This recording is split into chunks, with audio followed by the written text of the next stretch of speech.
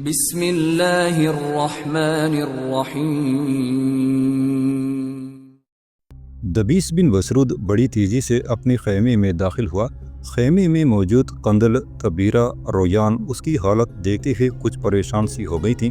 جو ہی وہ ان کے قریب گیا، بڑی بے چینی کا اظہار کرتے ہوئے قندل نے اسے مخاطب کیا: ابن مسعود میرے بھائی، 2 دن گزر گئے ہیں، آپ نے وعدہ کیا تھا کہ آپ ہمیں حارث بن حریم کے متعلق بتائیں گے، لیکن ابھی تک آپ نے کچھ بھی نہیں بتایا۔ دبیس بن مسعود مسکرایا اور کہنے لگا: اسی لیے تو میں آیا ہوں، جلدی سے تیاری کریں، تھوڑی دیر تک ہم یہاں سے کوچ کریں گے۔ قندل پریشان ہو گئی۔ فکرمندی سے دبیس بن مسعود کی طرف دیکھتے ہوئے اس نے کہا: بھائی، ہم کہاں جائیں گے؟ کسی جنگ میں حصہ لینے نہیں جائیں گے، بلکہ یوں جانیں ایک محفوظ شہر کی طرف تھوڑی دیر بعد یہاں سے کوچ ہوگا۔ معاملہ دراصل یوں ہے کہ حارث بن حریم کو سناخریب نے ایک انتہائی خطرناک مہم پر روانہ کیا تھا۔ یہ مہم قاسیوں کی سرحد پر ایلامیوں کا ایک شہر ہے۔ حارث بن حریم رات کی تاریکی میں اس شہر پر حملہ آور ہوا اور اس شہر کو اس نے فتح کر لیا، اور ابھی تک وہ اس شہر کے اندر قیام کیے ہوئے ہے۔ شہر کا نظم و نسق اس نے اپنے ہاتھ میں لے لیا ہے۔ یہ سارا کام سناخریب اور حارث بن حریم نے صلاح مشورے کے بعد کیا ہے۔ دراصل وہ دونوں چاہتے ہیں کہ لشکر کے اندر جس قدر عورتیں ہیں، جس قدر کھانے پینے کا اور حرب و ضرب کا سامان ہے، اسے اس شہر میں حفاظت کے ساتھ منتقل کر دیا جائے۔ اس کے علاوہ ایلامیوں اور قاسیوں کے خلاف جو آئندہ جنگیں ہوں گی، ان جنگوں کے دوران بھی جو مال و اموال حاصل ہوگا، وہ بھی اسی شہر میں منتقل کر دیا جائے گا۔ اس کے فائدے یہ ہوں گے کہ ایک تو وہاں جنگوں سے حاصل ہونے والا سارا سامان محفوظ رہے گا، دوسرے لشکر کے اندر جو انگنت عورتیں اور بچے شامل ہیں، ان کی حفاظت کے لیے انہیں اس شہر میں منتقل کرنا ضروری ہو گیا ہے۔ اس لیے کہ آشوری اب بڑی تیزی سے ایلامیوں کی سلطنت میں ایک شہر سے دوسرے شہر میں جست و خیز کرتے ہیں۔ ایلامیوں کے بادشاہ سترک نتھندی کو مکمل طور پر اپنے سامنے مفلوج کرنا چاہتے ہیں۔ دراصل سناخریب اور حارث بن حریم نے جو لائے عمل طے کیا ہے، وہ یہ ہے کہ کسی بھی صورت ایلامیوں اور قاسیوں کو آپس میں ملنے نہ دیا جائے، کہ وہ ایک متحدہ قوت بن کر آشوریوں کے سامنے آئیں۔ اب تھوڑی دیر تک ایک لشکر کے ساتھ میں یہاں سے کوچ کروں گا۔ لشکر میں جس قدر ساز سامان اور عورتیں بچے ہیں، وہ میرے ساتھ ہوں گے، اور جو شہر گزشتہ رات حارث بن حریم نے فتح کیا ہے، ہم سب اس میں منتقل ہو جائیں گے۔ ایسا ہماری حفاظت کے لیے کیا جا رہا ہے۔ جو لشکر میرے ساتھ جائے گا، وہ اسی طرح میری کمانداری میں رہے گا، اور جس لشکر کے ساتھ حارث بن حریم اس شہر پر حملہ آور ہوا تھا، اس لشکر کو لے کر حارث بن حریم وہاں سے نکلے گا، اور پھر اس کے بعد ہم دونوں ایلامیوں کے خلاف اپنے کام کی ابتدا کریں گے۔ میرے خیال میں جو کچھ میں کہنا چاہتا تھا، وہ تم سب سمجھ گئی ہو۔ اب اٹھو، اپنا سامان باندھو اور کوچ کی تیاری کرو۔ دبیس بن مسعود کی اس گفتگو سے قندل کافی حد تک مطمئن ہو گئی تھی۔ اس کے لیے یہی کافی تھا کہ وہ اس شہر کی طرف جانے والی ہے جسے حارث بن حریم نے فتح کیا تھا۔ اسے امید تھی کہ حارث بن حریم وہیں ہوگا، وہاں وہ اسے مل سکے گی۔ لہٰذا اس ملاقات کی لذت نے اسے حارث بن حریم سے متعلق کچھ اور پوچھنے نہ دیا۔ طبیرہ سے مل کر وہ بڑی تیزی سے اپنا سامان باندھنے لگی تھی۔ تھوڑی دیر بعد ایک لشکر کے ساتھ دبیس بن مسعود لشکر میں شامل سارے بچوں اور عورتوں اور لشکر میں جس قدر سامان حرب و ضرب تھا، اس کو لے کر اس سرحدی شہر کا رخ کر رہا تھا جسے حارث بن حریم نے رات کی تاریکی میں فتح کیا تھا۔ دبیس بن مسعود جب اس فتح کیے جانے والے شہر کے نواح میں پہنچا تو وہاں شہر سے حارث بن حریم نے اپنے چھوٹے سالاروں کے ساتھ اس کا بہترین استقبال کیا۔ حارث بن حریم کی زیر کمان جو لشکر تھا، وہ بھی اس وقت شہر سے باہر ہی تھا۔ اپنے گھوڑے سے اتر کر دبیس بن مسعود پرجوش انداز میں پہلے حارث بن حریم سے ملا، پھر وہ دوسرے سالاروں سے مل رہا تھا۔ اس موقع پر رویان، طبیرہ اور قندل بھی قریب ہی کھڑی تھیں۔ تینوں نے اپنے آپ کو خوب ڈھانپ رکھا تھا۔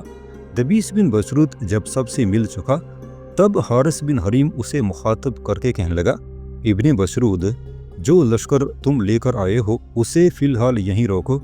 لشکر کے اندر جو عورتیں بچے ہیں، ان کو بھی یہیں رک جانے کا اشارہ دے دو۔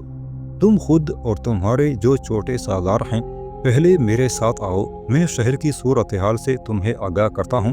शहर के अंदर जो मुस्तकर है, जहाँ जहाँ तुमने चीज़ें रखनी है, जहाँ जहाँ तुमने लश्कर में आने वाली औरतों और बच्चों को आबाद करना है, सब मैं तुम्हें बताता हूँ। इसके बाद ये काम निपटा के आज बल्कि इसी वक्त अपनी लश्कर को लेकर सनाखरीब की तरफ चला जाऊँगा, इसलिए कि सनाखरीब बड़ी बेचैनी से मेरा मुंतज़र है। इस मौके पर दबीस बिन बसरूत अपना मुँह हारिस बिन हरीम के करीब ले गया और कहने लगा, ये मेरे दाएं जानब रोयान, तबीरा और कंदल खड़ी हैं, क्या मेरे भाई तुम इनसे नहीं मिलोगे?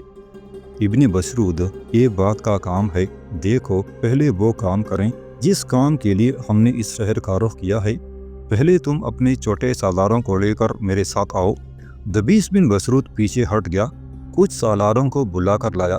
हारिस बिन हरीम के साथ जो छोटे सालार थे वो भी वहाँ आन जमा हुए थे। फिर वो शहर में दाखिल हुए। शहर में दाखिल होने के बाद दबीस बिन बसरूद और उसके छोटे सालारों को शहर के अंदर जो क़याम गाहें थी उनके मुतालिक उनको बताया। मुस्तकर के वस्ती हिस्से में जो लश्करियों के अहल खाना के रहने के लिए साफ़ सुथरे मकान और हवेलियाँ बनी हुई थी वो भी दबीस बिन बसरूद को दिखाई गईं। शहर के अंदर भी उसे फिराकर शहर के महल्ले वकू से आगाह किया गया। ये सब कुछ दबीस बिन बसरूद को बताने के बाद हारिस बिन हरीम एक जगह रुका, फिर उसे मुखातब करके कहने लगा, इब्न बसरूद मेरे भाई, अभी मैं थोड़ी देर तक यहाँ से कूच कर जाऊँगा। सबसे पहले अपनी लश्कर के साथ शहर में दाखिल होना। मुस्तकर का सारा हिस्सा मैंने तुम्हें दिखा दिया है। सबसे पहले जो लश्करियों के अहल खाना हैं उन्हें उनकी क़यामगाहों की तरफ भेजना। इसके बाद लश्करी में रिहाइश गाहें तकसीम करना। ये काम करने के बाद पहला काम ये करो कि लश्कर का एक हिस्सा फसील के ऊपर मुकर्रर कर देना। फसील के ऊपर तुमने देखा बड़ी मजबूत बुर्ज बने हुए हैं, उनके अंदर पत्थरों के ढेर लगवा देना। बड़ी तादाद में वहाँ तीर रखना और अपने सारे लश्कर को समझा देना कि वो बारी बारी पहरा दें। फसील के ऊपर इंतहा दर्जे के चौकस और होशियार रहें। इलामियों और कासियों को खबर हो सकती है कि हमने इस शहर को अपना आर्जी मस्कन बनाया है। यहाँ अपने लश्कर के अहल खाना के अलावा लश्कर का सामान भी रखा हुआ है, लिहाजा वो इस शहर पर हमला आवर होने की कोशिश करेंगे। वैसे मेरी इन बातों से तुम्हें फ़िक्रमंद और परेशान होने की ज़रूरत नहीं है। सनाखरीब के कहने पर मैंने कासियों और इलामियों की तरफ भी नकीब और मखबर फैला दिए हैं। अगर कासियों या इलामियों में से किसी भी लश्कर ने इस शहर पर हमला आवर होने के लिए कहीं से कूच किया तो न सिर्फ वो मखबर हमें इत्तला करेंगे बल्कि तुम्हें भी बर वक्त इसकी इत्तला कर देंगे, और जहाँ तुम शहर का दिफा करने के लिए तैयार हो जाओगे वहाँ बाहर से हम भी इस शहर की तरफ आने वालों पर हमला आवर हो जाएंगे। इस तरह मुझे उम्मीद है कि किसी को जुर्रत व जसारत न हो सकेगी कि इस शहर की फसील तले आकर खैमाजान हो।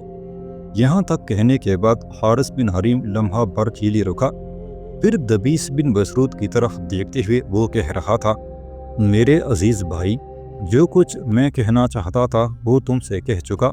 अब इस सिलसिले में तुम कोई सवाल करना चाहते हो या मज़ीद कोई बात मुझसे पूछना चाहते हो तो कहो। दबीस बिन बसरूद मुस्कुरा दिया, कहने लगा, नहीं मेरे भाई, तुमने हर तरह से मुझे मुतमईन कर दिया है। मैं आपकी हिदायत के मुताबिक लश्करियों और उनके अहल खाना को मुस्तकर में उनके क़याम का बंदोबस्त करने के बाद फसील पर लश्कर का एक हिस्सा मुकर्रर करता हूँ। आपने मुस्तकर में खुराक का भी उम्दा एहतमाम कर रखा है। इस पर हारिस बिन हरीम उसकी बात काटते हुए बोल पड़ा, तुम्हें लश्करियों की खुराक से मुतल्लिक फ़िक्रमंद होने की ज़रूरत नहीं है।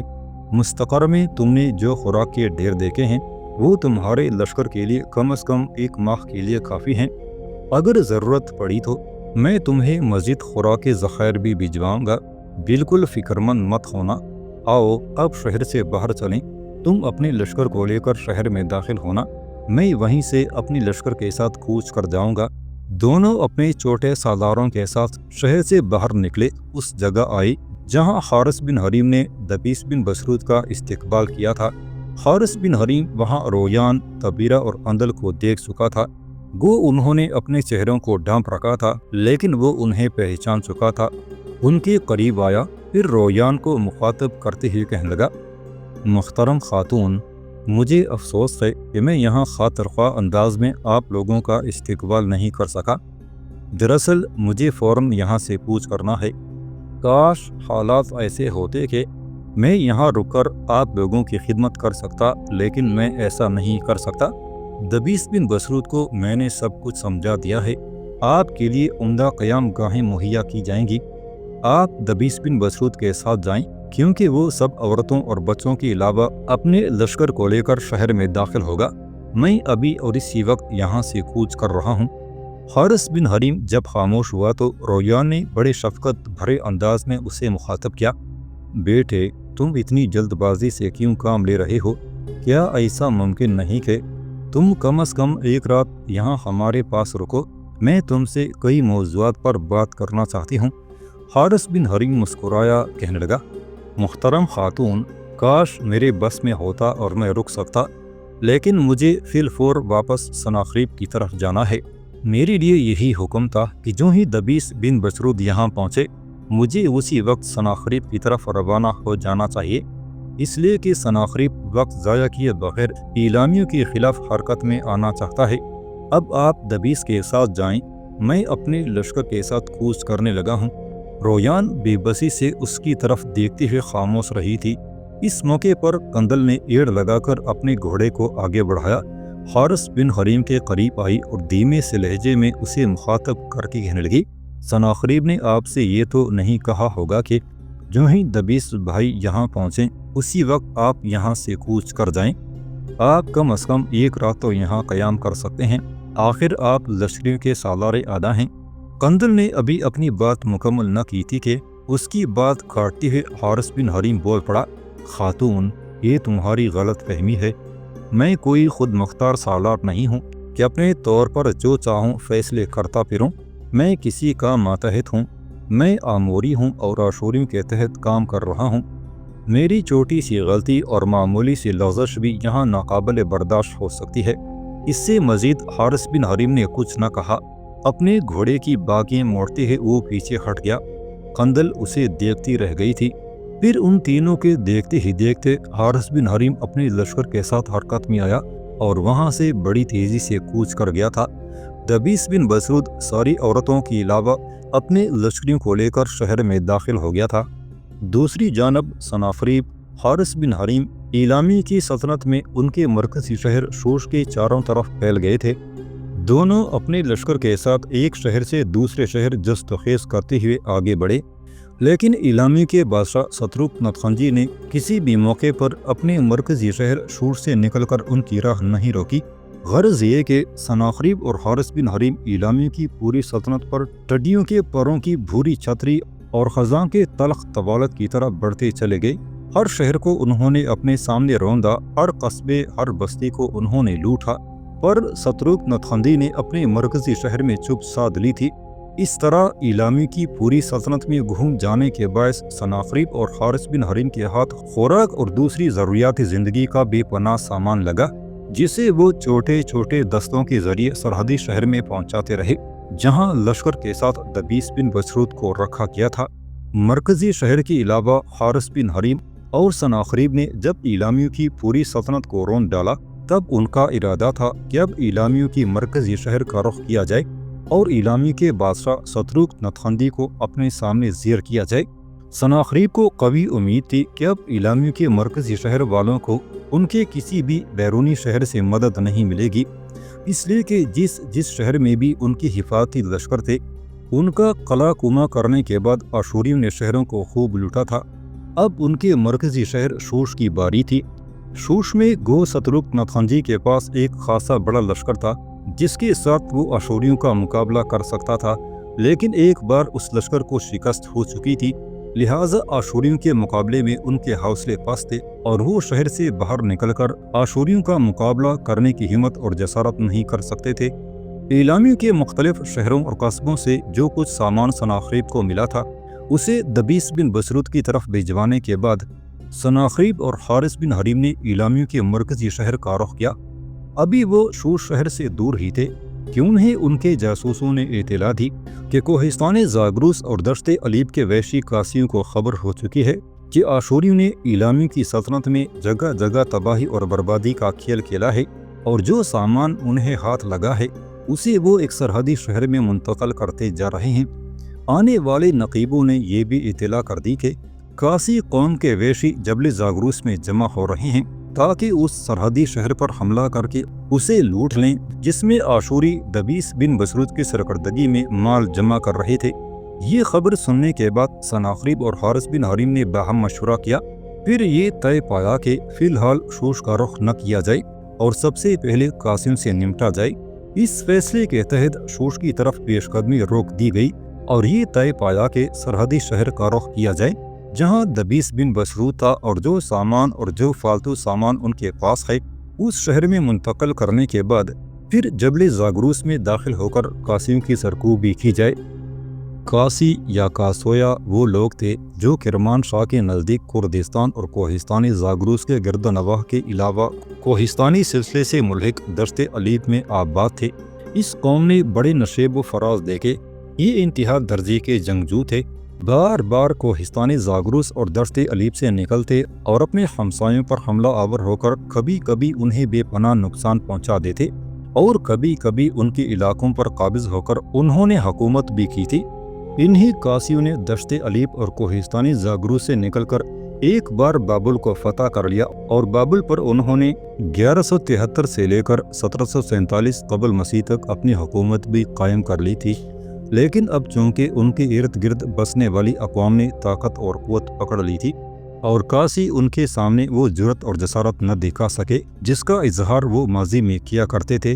شمال میں آشوری جو کبھی کمزور تھے ایک بہت بڑی طاقت بن چکے تھے اور قاسی ان پر حملہ آور ہونے کی جرأت نہ کر سکتے تھے۔ ان کے قریب ایلامیوں کی ایک زبردست قوت تھی جس سے قاسی ٹکرا نہیں سکتے تھے۔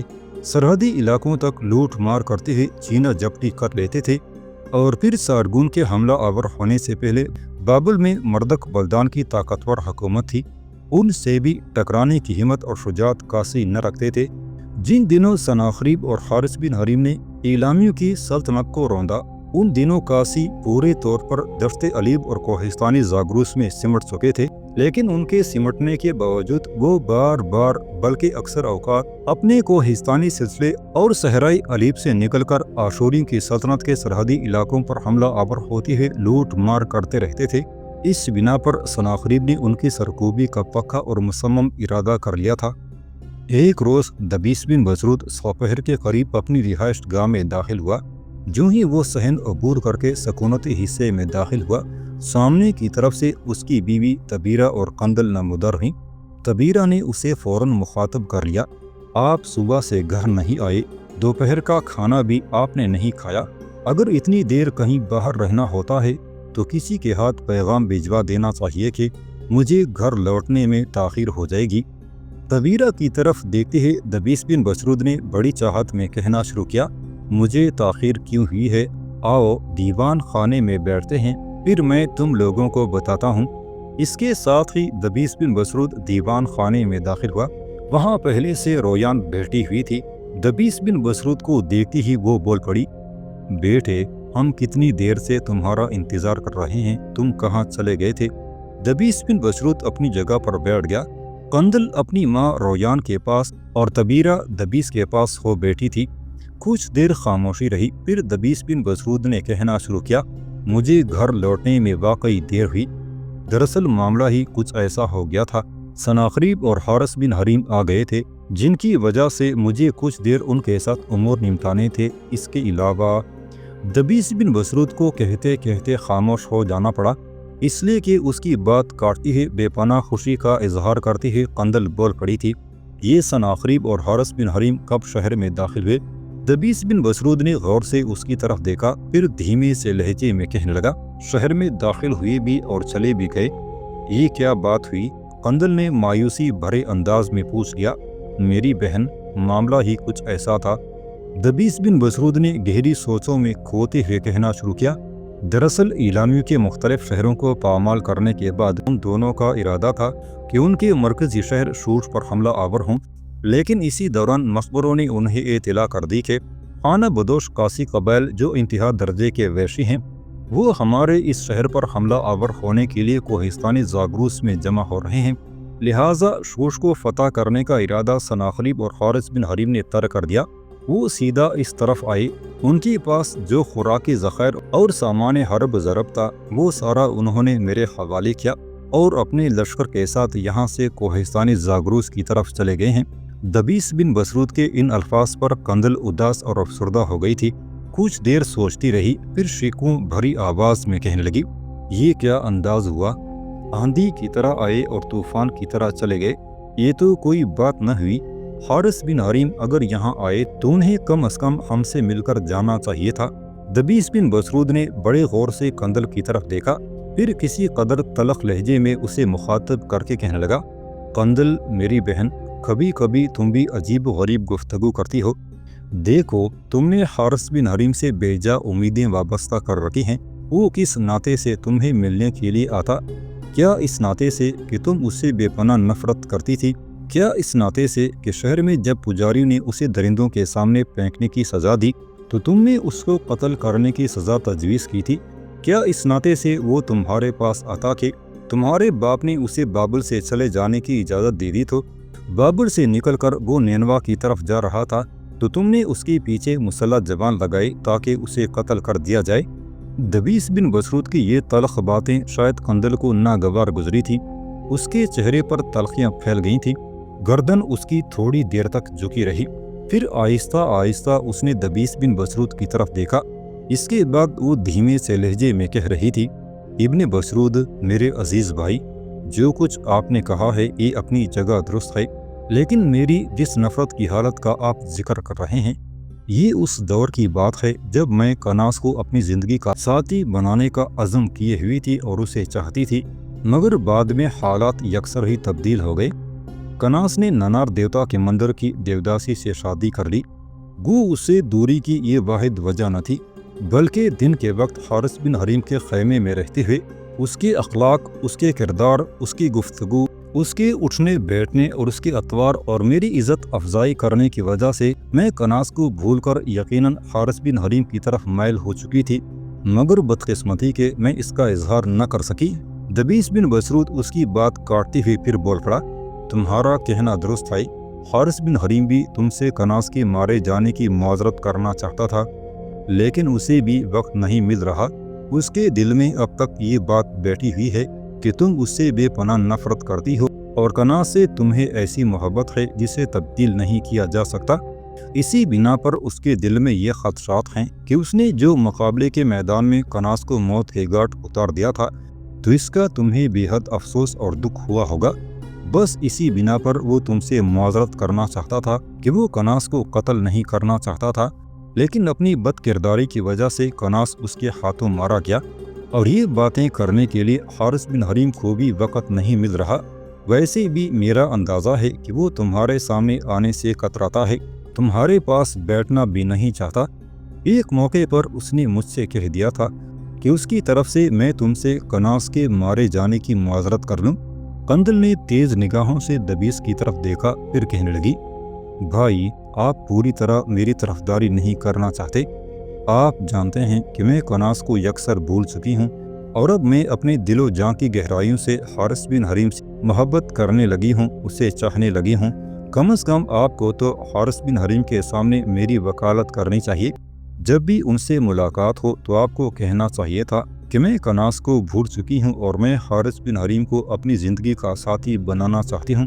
میرا خیال ہے کہ اگر میرا معاملہ آپ اچھے طریقے سے حارث بن حریم کے سامنے پیش کریں تو وہ ماضی کی نفرت، میری غلطیوں اور میرے تلخ جملوں کو فراموش کر کے ضرور مجھے معاف کر دیں گے۔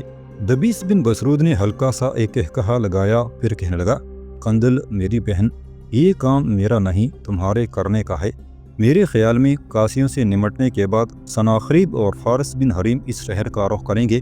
جب وہ یہاں آئیں تو کوشش کروں گا کہ تمہیں حارث بن حریم سے علیحدگی میں گفتگو کرنے کا موقع فراہم کروں، پھر تم اس سے اپنے دل کا حال کہہ دینا۔ لیکن ایک بات یاد رکھنا، حارث بن حریم پر آہستہ آہستہ اور پہلے دبے دبے الفاظ میں اپنی محبت اور چاہت کا اظہار کرنا، کھل کر اس کے سامنے نہ آ جانا، ورنہ وہ یہی سمجھے گا کہ کناس کے مارے جانے کے بعد تم شاید اسے کوئی فریب دے رہی ہو اور کناس کی موت کا بدلہ تم اس سے لینا چاہتی ہو۔ بہرحال موقع آنے دو، پھر میں کوشش کروں گا کہ تم دونوں کی تفصیل سے ملاقات کا اہتمام کروں۔ اس کے ساتھ ہی دبیس بن بسرود اٹھ کھڑا ہوا، کہنے لگا، میں تم سب کو صرف یہ بتانے کے لیے آیا تھا کہ سناخریب اور حارث بن حریم کے آنے کی وجہ سے میں جلد گھر نہیں لوٹ سکا، پھر جا رہا ہوں۔ جو سامان اور کھانے پینے کی اشیاء حارث بن حریم اور سناخریب یہاں چھوڑ کے جبل زاگروس کی طرف گئے ہیں، وہ بھی باہر کھلی فضاؤں میں پڑا ہوا ہے، اور لشکر کے چند دستوں کی حفاظت میں وہ سنبھال کے پھر لوٹتا ہوں۔ اس کے ساتھ ہی دبیس بن بسرود وہاں سے نکل گیا تھا۔